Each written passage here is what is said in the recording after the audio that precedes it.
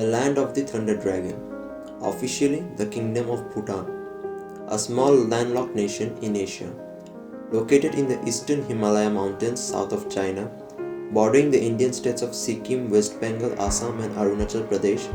It is also bordered by Nepal and Bangladesh. Bhutan occupies an area of 38,394 km square, making it somewhat smaller than Switzerland, or about half the size of the US state of Indiana. Bhutan's landscape is mostly mountainous with some fertile valleys and savanna. The country has a multi-ethnic population of 760,000 inhabitants. Official language is Dzongkha, a language closely related to Tibetan and Nepali. Capital and the largest city of Bhutan is Thimphu. We started our journey on 27th of September 2018. Since we decided to travel by road, it took us a long 28 hours of constant travel by bus and car. We crossed the border of Bangladesh into India and then from India to Bhutan. Since Bhutan provides on-arrival visa to Bangladeshi citizens, we didn't face any issues getting inside the borders of Bhutan. The first 2 days, we stayed at Paro.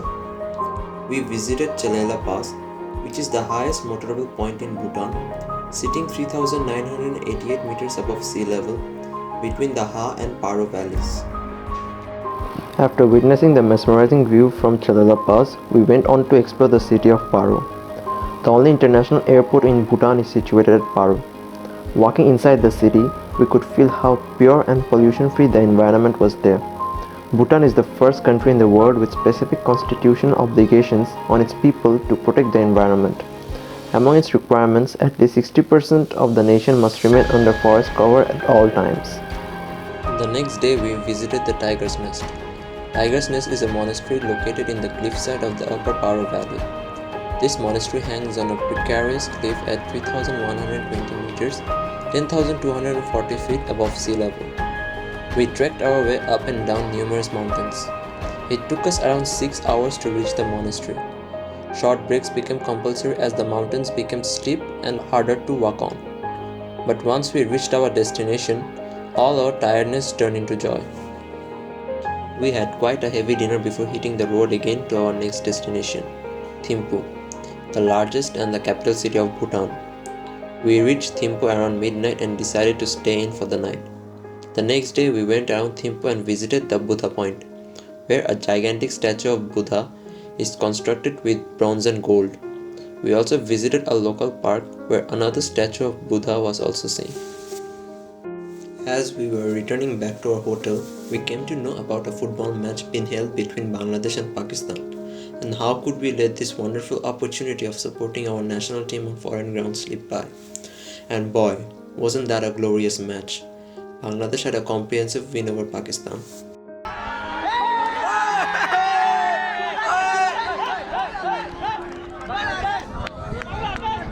We spent the entire morning next day to get ourselves a permit into restricted areas of Punakha and Bumtang.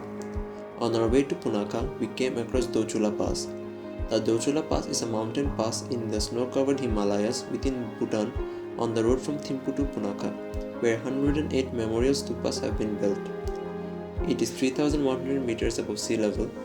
Because of the fog, it was very cold, but we managed to get a few pictures. We stayed the night at a nearby resort in Punakha. The next day, we went on to visit the Punakha Dzong, which is the second largest dzong in Bhutan.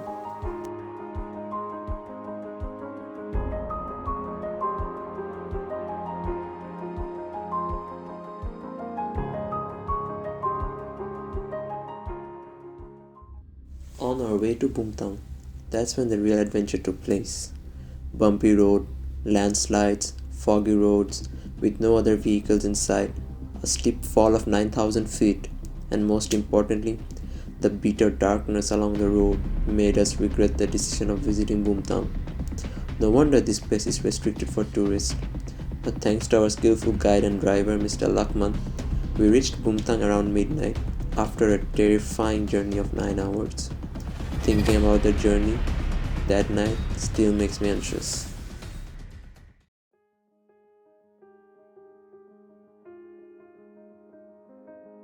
We settled down for the night at a nearby guest house and prepared ourselves for the next day. Bumtang is one of the most beautiful and sacred valleys of Bhutan, located at the northern central part of Bhutan. After breakfast, we went out in search for the traditional dress for men in Bhutan known as go, but they are hard to find.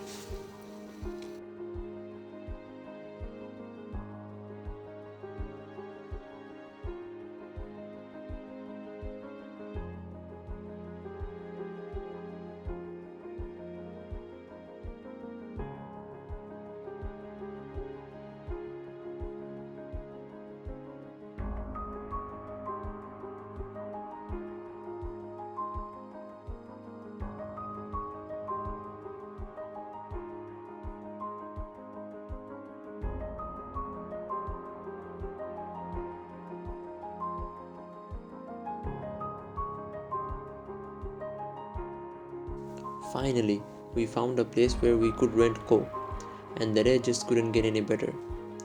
We found this house with a huge garden filled with apple trees in the middle of nowhere. The owner of the house was very friendly, greeting us inside his house.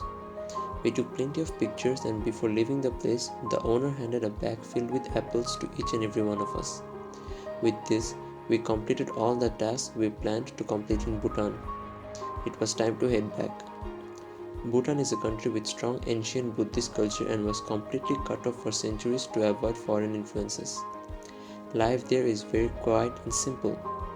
Bhutan has taught all of us a valuable lesson. That is, you don't always need technology to make your life easy. Beauty lies in simplicity. That's all from Bhutan. Thanks for watching my video.